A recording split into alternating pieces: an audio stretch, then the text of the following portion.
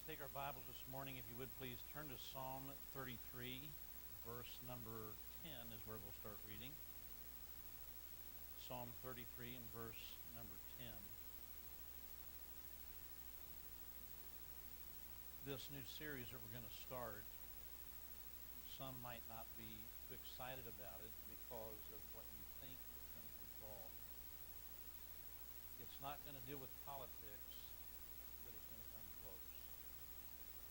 I think that one of the biggest mistakes that people make is to think that because Donald Trump won the election, that everybody can just give a big sigh of relief and it's going to be hunky-dory. Some criticisms were floating around, and a lot of people were confused, I think, conflicted. Should a Christian really be voting for a guy who has these accusations against him?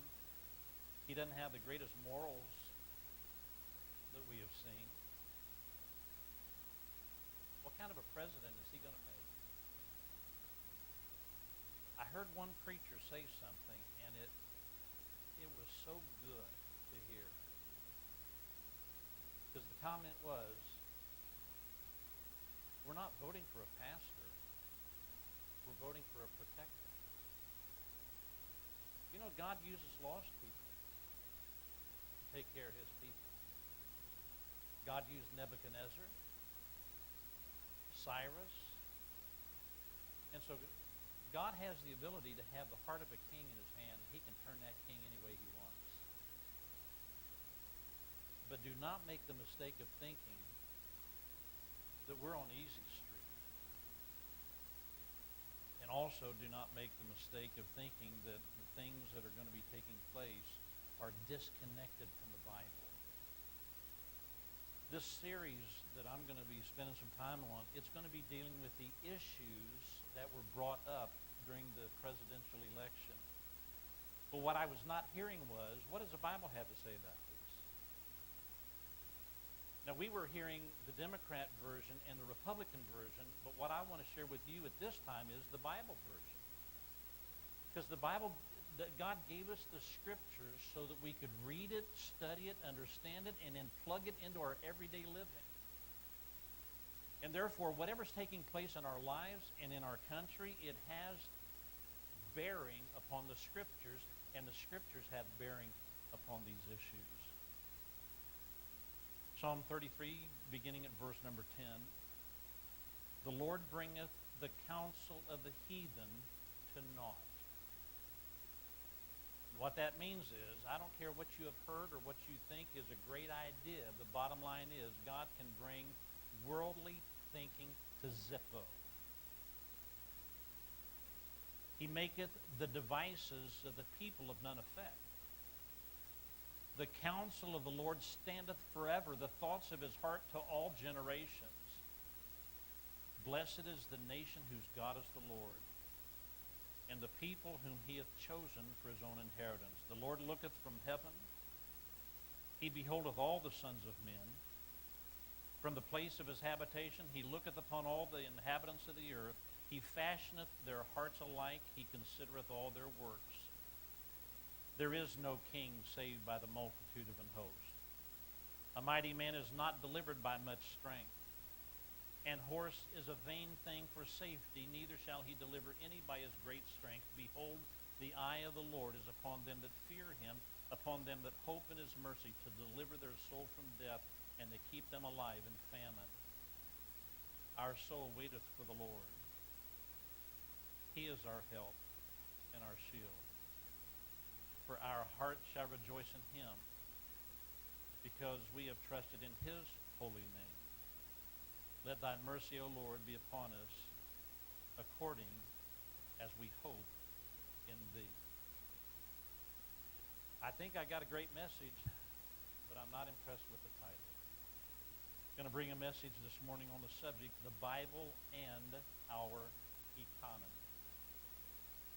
Unless you're an alien from outer space, everyone here knows that we have just completed the most unusual, strangest, election in the history of our country.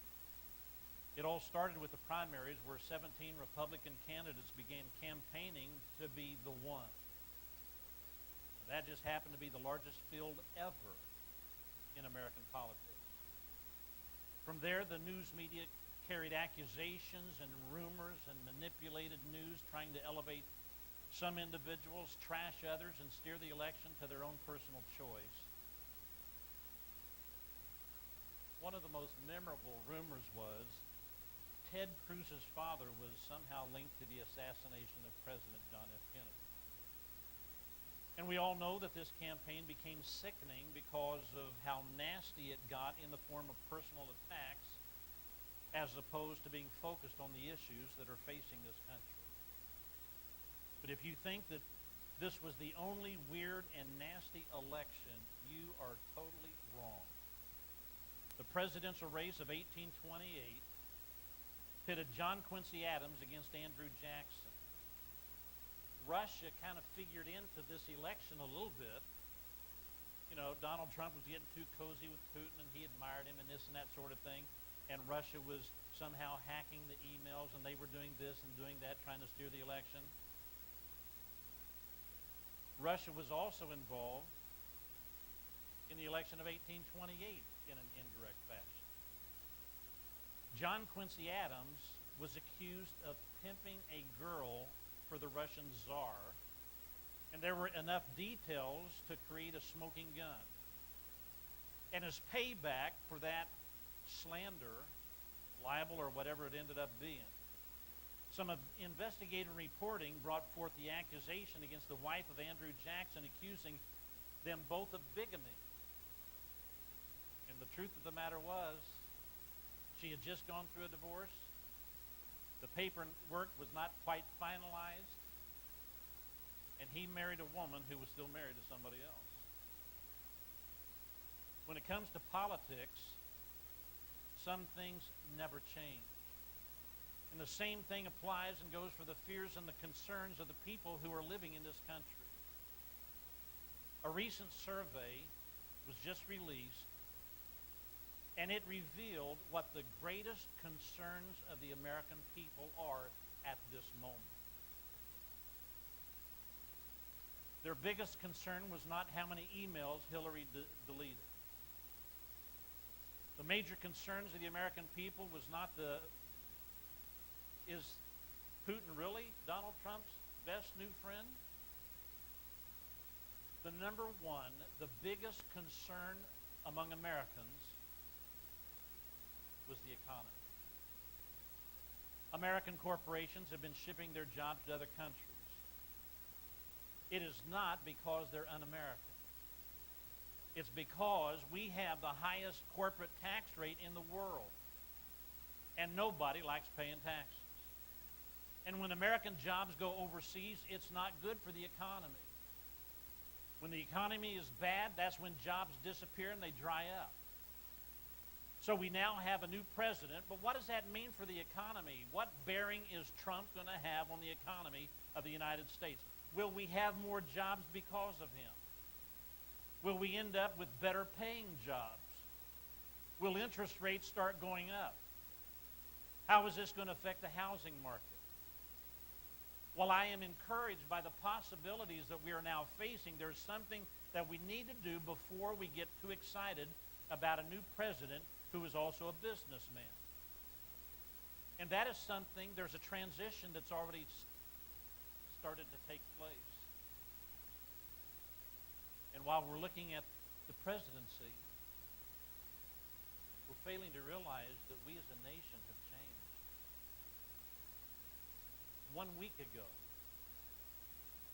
Sergeant John Perry was killed in Afghanistan by a suicide bomber. This suicide bomber, a terrorist, was making his way toward a 5K run that was going to involve hundreds of military service members. And this terrorist had the goal of getting to this race, blowing himself up, and taking with him 100, 200 lives, we don't know.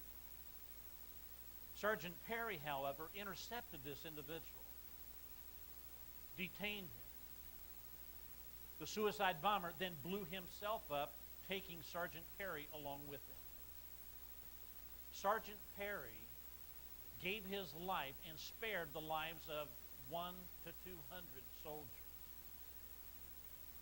Sergeant Perry's family was on an airplane. On that same aircraft was the casket that contained the body of Sergeant Perry. The aircraft landed. It was announced that everybody needed to remain seated because a hero was brought back home, and the family was there with him. The passengers were in a hurry. When it was announced that they had to stay on the plane because of that casket that had to be unloaded, passengers on an American plane began booing the family. We've changed. Now, years ago, it was a big deal. Years ago, the American flag was a big deal. Unfortunately, we've changed, not for the better. We have gone from a nation that was bubbling with pride in our military to a country that is once again burning the flag, disrespecting the national anthem, and now booing families of those who have fought and died for their country. And that is an important thing to know, especially in relation to our economy. Because the economy in this country is not up to what Congress wants. The economy in this nation is not up to what our president wants. It is not up to what we personally want. What takes place in this nation's economy will depend on Christians and the church and our God in heaven.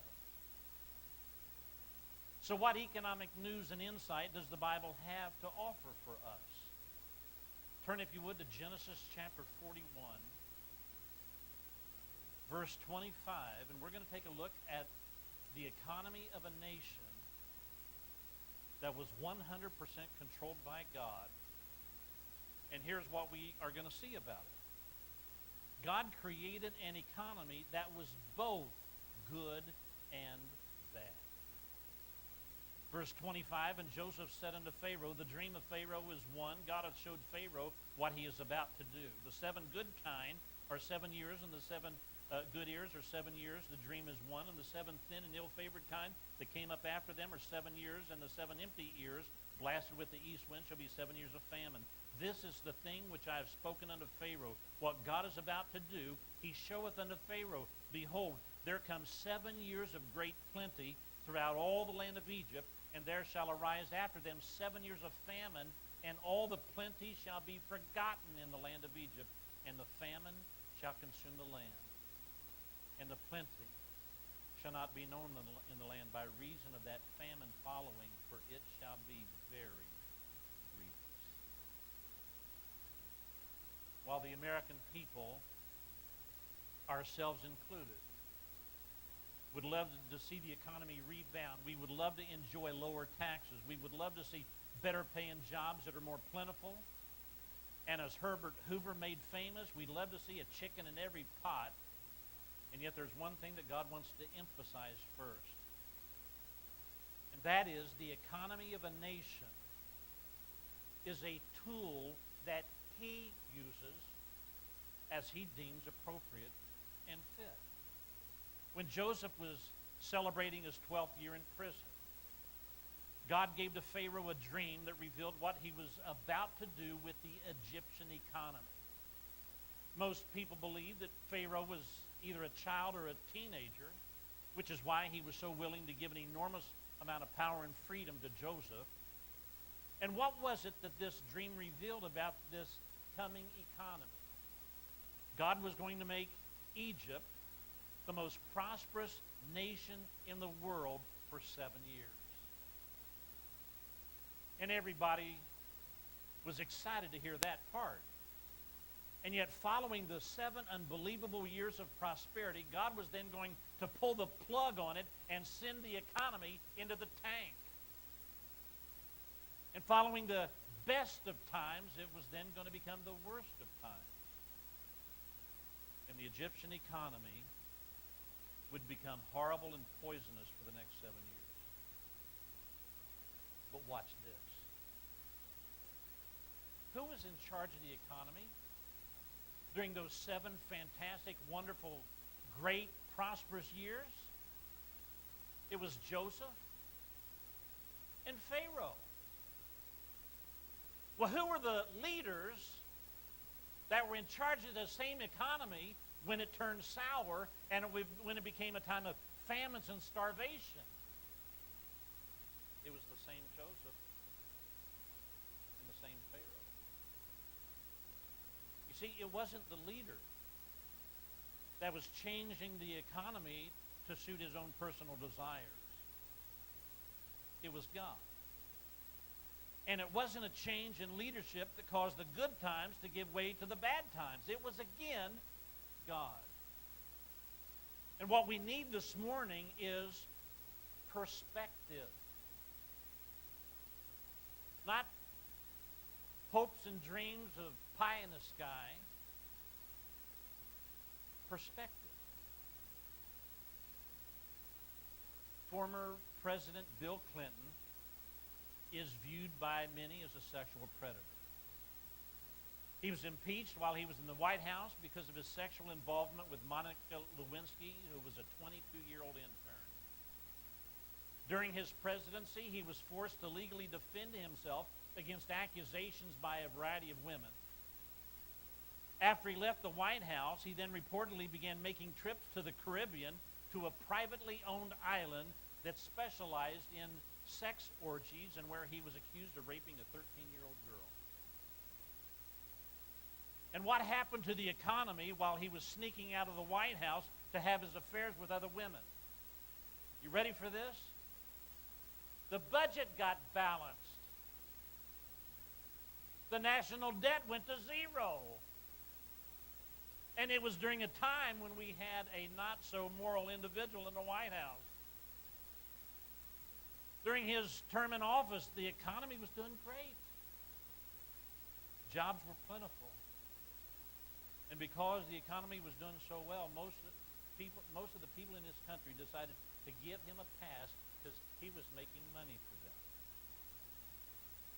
The problem is we care more about money than we do about morals. And that's not something new. I know that Bill Clinton and Hillary both love to take credit for the economy during that administration. And yet God was the one who chose to give us those years of prosperity. It wasn't Bill. It wasn't Hillary. That is not to say that people cannot impact the economy, but God is the one who can pump it up or pull it down whenever he chooses to do so. Take a look again, Genesis 41, this time verse 33.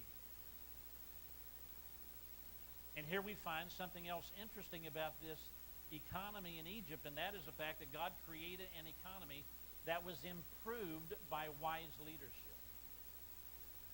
Verse 33, now therefore let Pharaoh look out a man discreet and wise, and set him over the land of Egypt. Let Pharaoh do this, and let him appoint officers over the land, and take up the 5th part of the land of Egypt in the 7 plenteous years. In other words, save 20% of what we're growing here because we're going to need them. And let them gather all the food of those good years that come, and lay up corn under the hand of Pharaoh, and let them keep food in the cities. And that food shall be for store to the land against the 7 years of famine, which shall be in the land of Egypt, that the land perish not through the famine. And the thing was good in the eyes of Pharaoh and in the eyes of all his servants. And Pharaoh said unto his servants, can we find such a one as this is, a man in whom the Spirit of God is? God gave to this young Pharaoh enough common sense for him to know what he did not know. And what he did not know was, how are we going to prepare for 7 years of famine? If God used Joseph to interpret the dream and to deliver it to Pharaoh, then maybe God would also use Joseph to know what to do. And therefore, Joseph was hired on the spot as Egypt's new minister of finance. Well, where did he get his degree in economics? What kind of financial training did he have? None. And the reason is because God is, again, emphasizing for you and I something very important. If the economy starts booming, don't get too wild and crazy about Donald Trump. And if things go bad, don't start venting and disparaging the president. What we need to do is we need to look for the solution in the church house and in this book right here. Because the economy is in the hands of God himself. Why choose a man who had no economic training? Wasn't qualified. One reason. He knew God and God knew him. That helped a lot. God uses people to bring about his plan in this world. God used Joseph to interpret Pharaoh's dream. God then used him again to help the nation make it through the next 14 years of an economy that had some major ups and downs. And why did God bypass all of those financial advisors that must have been wondering, why didn't he choose me? One word: character. God blesses character, and the reason why Joseph became such a great politician was because he had allowed God to break him and then remake him into a man who knew how to walk and how to talk with God. So what did Joseph do when placed in charge of Egypt's entire economy? Well, he built storehouses throughout the nation and instituted a plan whereby they could save a whole bunch of food. He knew that things would not remain as good as they had been, and so during the good times, he prepared the country for the bad times. And that is a Bible principle that's going to help anybody and everybody here this morning. God will allow bad times to come. They're not over with. We're going to have bad times coming in the future. But what God typically does is he gives us good times first. And during the good times, people with wisdom and discernment will then use the good times to prepare themselves for the bad times that are coming. Folks, I anticipate some good times. Well, let's not go crazy, because God's not done with the bad times. There's going to be some ups, there's going to be some downs. And therefore, we need to be very, very careful, and during the good times, we need to prepare ourselves for that which is inevitable. And that is, God's going to make sure that we have some bad times as well. You see, you don't plan your retirement when you're retired. You start thinking about retirement when you get your first job. Now, I'm not saying that you're going to be that successful, perhaps, but you know it's coming. You don't wait until you retire and then figure out, okay, now where am I going to get money when I don't get any more income? How's this thing going to work? You don't wait until the bad times to show up and then you try to figure out how to keep them from getting worse. God's principle is this: when the good times are here, you need to use those good times to prepare ourselves for the bad times that will be around sooner or later. Unfortunately, most of us can relate to the famous words of Mickey Mantle, who became an alcoholic, and he said, if I knew I was going to live this long, I'd have taken better care of myself. Let's take care of ourselves now while we can enjoy, hopefully, some healthy economic times. But they're not going to last forever. Again, Genesis 41, this time verse 54. Third thing this morning is God created an economy that was stronger than other nations. Verse 54, and the 7 years of dearth began to come, according as Joseph had said, and the dearth was in all lands, but in all the land of Egypt there was bread. Notice the difference, the distinction. Verse 57, and all countries came into Egypt to Joseph for to buy corn, because that the famine was so sore in all lands. When President Obama first became our president, he went on a worldwide tour that came to be known as the Apology Tour. And he apologized for our nation. You see, we had more money. We had more food. We had more prosperity. We had more of about everything that most of the world had. And I guess he thought we were supposed to feel guilty about it. Globalists are those people whose goal is to bring equity and equality throughout the world. If one country has more, then they need to share with those countries that have less. And if one country has a stronger military, then they need to share their military and spread them around the world and protect people who aren't wanting to invest in their own military. Some call it income redistribution. Others call it socialism. And because of the media, we're supposed to adopt the liberal agenda and make our country less of a country so that lesser countries can be more like us. So what does the Bible teach? I mean, we can hear the politicians flapping their gums all day long with which view they think is right, but what does the Bible teach?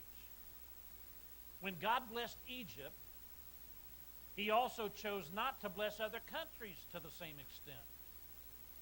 God sent a worldwide famine, and yet because of God, bread was found in Egypt. God made Egypt bigger, mightier, and stronger than any other nation around them. Economically, God is the one that did this. Singled out one nation to be the breadbasket for the rest of the world. And yet Joseph did not go on a Middle Eastern apology tour because of how good Egypt had it. In fact, he didn't even feel bad about it at all. Why not? Because God had blessed that one particular nation so that they could eventually become a source of blessing to the rest of the world. They took care, the Egyptians, they took care of their own people first. Then after they cared for their own people, then with their surplus, they then opened up the bread stores and helped the non-Egyptians. Does this sound like maybe it would work in our country? Putting America first? Stabilizing ourselves, strengthening ourselves, taking care of Americans before we take care of people in other countries who want to come to America? I don't know. Maybe there's some biblical principles in here that somebody ought to study out once in a while. Genesis chapter 42, verse number 1. We also find here that God created an economy that was driven by spiritual reasons. Verse number 1, chapter 42, now when Jacob saw that there was corn in Egypt, Jacob said unto his sons, why do you look upon one another? And he said, behold, I have heard that there is corn in Egypt. Get you down thither and buy for us from thence, that we may live and not die. And Joseph's 10 brethren went down to buy corn in Egypt. And now we find that God is starting to pull back the veil as to what in the world He's been doing with the economy in Egypt. He was not punishing the Egyptian people. God just had another plan that He was working out. God had another purpose that He was going to bring about. God is beginning here to reveal why He was manipulating the Egyptian economy. And His purpose was to move Jacob and his family to Egypt. And that is what all of this is about. It's not so that the Egyptians could live the Egyptian dream. It wasn't so that they could have great self-esteem. God had a spiritual reason for what he was doing, and most everybody was clueless as to what he was trying to accomplish. When Joseph was thrown into a well, it was so that he could be sold into slavery in Egypt. He was then imprisoned so that he could interpret one day Pharaoh's dream and be promoted to prime minister. And it was this famine that then forced his brothers to come to Egypt, where they were reunited with him, and eventually they moved lock, stock, and barrel to Egypt. Well, why did God want to bring Jacob and his family to Egypt? What was so important about bringing these people out of the land of Canaan into the land of Egypt? They came in as a family. They left as a group of people distinct from anybody else, 2 million strong in number. They were referred to as the Hebrews, and those Hebrews were then crushed and molded and shaped into the bride of Jehovah God, the wife of God, the nation of Israel. This morning we all want a stronger, better economy. But why do we want that? So that we can have a better, more enjoyable life. We all want good paying jobs, low interest rates, and real low taxes. But our personal well-being is not supposed to be the determining factor in how we look at the economy that's going to come about in this nation. Is God wanting to bless us with good times, or is he going to want to chasten us with bad times? Will the people of this country be more spiritually minded during the good times? Or will we become like spoiled, selfish brats and protest if we don't get our way? That's a decision that's up to you and I as individuals. And what the Lord is desiring this morning is that we quit looking at our economy as if it belongs to the politicians, because it does not. He wants us to start looking at the economy not as it is our property, but as viewing it as a tool in his hand to be used as he desires. Turn, if you would, to 2 Corinthians chapter 9.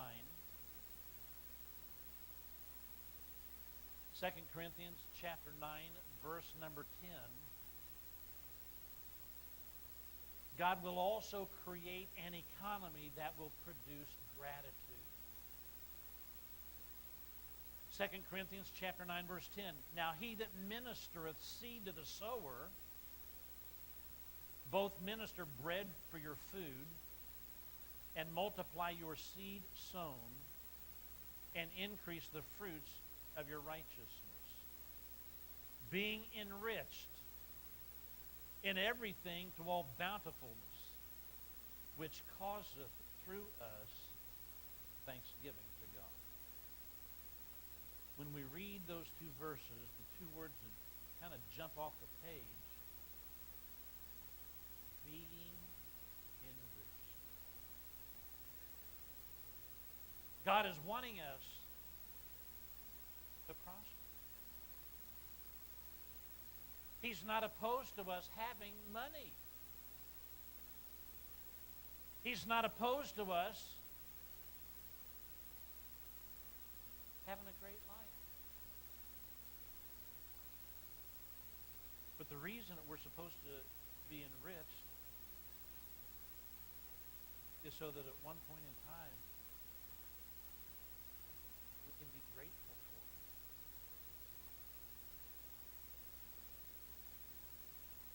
I would have to work real, real hard to come up with genuine thanksgiving if I was told that I had stage 4 cancer and I had 6 weeks to live. I don't know that I'm that good of a Christian. I sure can be grateful and thankful to God when I'm healthy. God wants us to be a grateful, thankful people for all things. But the training wheels on gratitude is when things are good. When our lives are good. When we look up to heaven, we can count all the good things that we are enjoying in our life, and we know that we don't deserve them nothing. That's when it's easy to be thankful. And if we can't even learn how to be thankful then, how in the world are we going to be able to come to a place where we can be thankful for everything, which is what our Christian duty is? Being enriched, what that means is people are getting raises. That's good.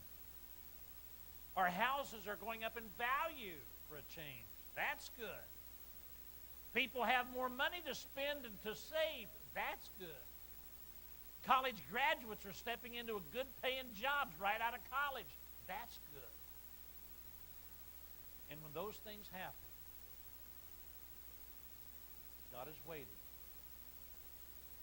to hear something that would delight him greatly.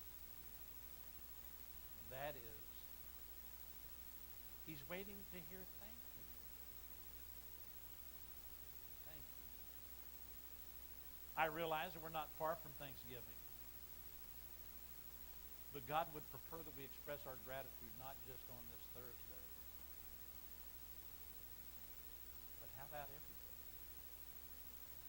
Taking the time when we get out of bed and we start developing a walk with God and we're spending time in the Bible and we're spending time praying, why not get into the habit of looking at our lives and being grateful for the things that we can honestly be grateful for?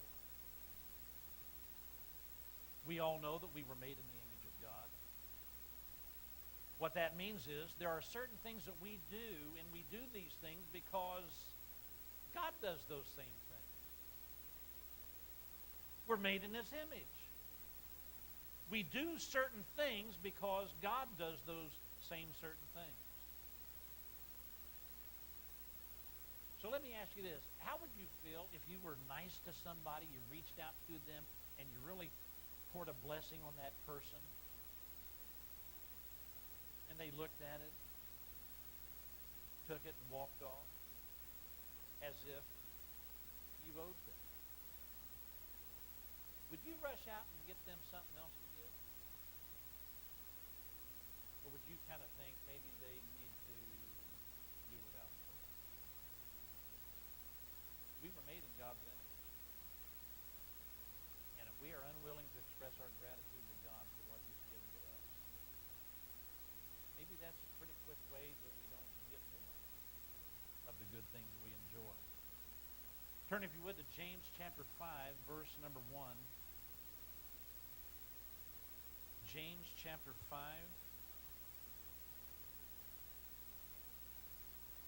Verse number 1. God also creates an economy that can be manipulated by the wealthy. This is called reality. James chapter 5, verse 1. Go to now, ye rich men, weep and howl for your miseries that shall come upon you. Your riches are corrupted. What that means is they got their wealth from a way that was not right. Your riches are corrupted, and your garments are moth-eaten. Your gold and silver is cankered, and the rust of them shall be a witness against you, and shall eat your flesh as it were fire. Ye have heaped treasure together for the last days. Behold, the hire of the laborers who have reaped down your field, which is of you kept back by fraud, crieth. And the cries of them which have reaped are entered into the ears of the Lord of Sabaoth. Ye have lived in pleasure on the earth and been wanton. Ye have nourished your hearts as in a day of slaughter. Ye have condemned and killed the just, and he doth not resist you. And listen to this next statement, because this is to you and I. When forced to live in a corrupt system. Be patient, therefore, brethren, unto the coming of the Lord. Behold, the husbandman waiteth for the precious fruit of the earth, and hath long patience for it, until he receive yearly and latter rain. Here was a passage that reveals what happens when selfish people discover how to cheat the system so as to enrich themselves. It's called corruption. It is making money by having people work for you and not then paying them what is due. It is cheating and robbing people of what belongs to them so that that person can then have what they don't deserve. And the more power that a person has, the easier it is to take money from other people. And guess what? God created the economy of nations, allowing it to be exploited and manipulated by the rich so that they can then have even more money. In other words, the economy makes it possible for the rich to get richer. Remember when things really turned ugly in Egypt during those 7 years of famine? Those who did not have much ended up with even less. And who got richer? Listen to this passage if you want to turn there. Genesis 47, verse 15. And there it says, and when money failed in the land of Egypt and in the land of Canaan, all the Egyptians came unto Joseph and said, give us bread, for why should we die in thy presence? For the money faileth. And Joseph said, give your cattle, and I will give you for your cattle if money fail. And they brought their cattle unto Joseph. And Joseph gave them bread in exchange for horses and for the flocks and for the cattle of the herds and for the asses, and he fed them with bread for all their cattle for that year. When that year was ended, they came unto him the second year and said unto him, we will not hide it from my Lord, how that our money is spent. My Lord also hath our herds of cattle. There is not aught left in the sight of my Lord but our bodies and our lands. Wherefore shall we die before thine eyes, both we and our land? Buy us and our land for bread, and we and our land will be servants unto Pharaoh, and give us seed that we may live and not die, that the land be not desolate. And Joseph bought all the land of Egypt for Pharaoh. For the Egyptians sold every man his field, because the famine prevailed over them. So the land became Pharaoh. There is no doubt this was an emergency situation. People were going to starve to death if something didn't happen. And so Joseph allowed the people to sell what they had, including themselves and their land, for food.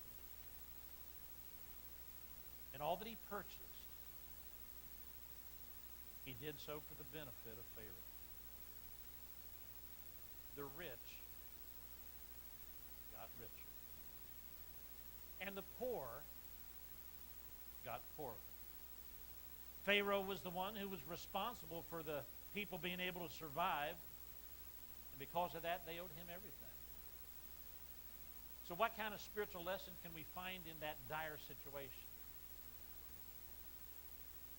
One of the greatest portraits that you'll find of Jesus Christ in all the Bible is found in the person of Joseph. Joseph portrays Jesus Christ. So Pharaoh is used to portray God the Father. For he is the one who purchased us, and at the end of the day, he owns us. On a spiritual level, that is not a bad thing at all. But the problem comes about when other people try to insert themselves into God's place, because it's God's economy, and he's going to use that economy to enrich himself with people. People with character. Lost people who are willing to be saved. But when a worldly, ungodly person inserts themselves into God's place, instead of making God richer, they enrich themselves. And when they do that, it's called corruption. It is illegal. It's immoral. It's disgusting. It's despicable. And it is what helps us to grow tired of this world and how it is, eventually preferring to go to heaven instead of remaining here in a world where the rich keep getting richer. So what exactly does God have in store for the American people as far as our economy is concerned? I truly believe this. He wants to bless our nation. We've got problems, we've got issues, but we are still number one, getting the gospel spread around the world. He wants us to become a grateful people who can realize that things could be far worse than we imagine. And He wants us to become a Christian nation in practice and not in name only. And the key to our economy is not the housing market. The key to our economy is not how many brand new vehicles we sell in a year. The key to our economy is not the strength of the U.S. dollar. It's in something that is far greater. Proverbs 14 verse 34 says, righteousness exalteth a nation, but sin is a reproach to any people. Have you ever wondered why the Bible goes into such detail of listing nations by name, but we don't find America mentioned in the Bible?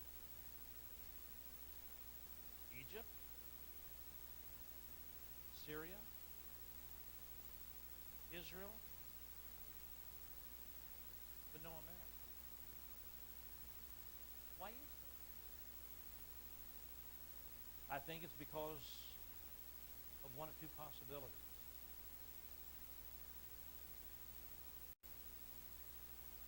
To whom much is given, much is required. One reason why you may not find our country listed in this book is because of all of the blessings that God gave to us. And we squandered them on ourselves. And because of the blessings that we refused to say thank you for, God chose to destroy this nation as He did with Sodom and Gomorrah. And I think that is one possibility. Another possibility, however, is that because this nation would wake up spiritually, and we could start seeing even more people saved, and more lives changed, and the church making an impact in families and marriages, helping godly parents to turn out godly children, helping the church to reach out into the community, getting even more people saved, bringing them into the church house where their lives could be changed. And because of a revival taking place in this country, so many people getting saved, when the rapture finally takes place, and all of the good guys are taken, you will have a nation with nothing more than a skeleton crew remaining. And that nation cannot survive. I personally think that's a pretty good way for a nation to go. For the rapture to come, and that nation basically crumbled because so many good people were taken. This morning, we will either be ruined by God's wrath, or we will be emptied by His revival. And it is the hope of revival that we should all pray for. And this is not the time to stop praying for this country.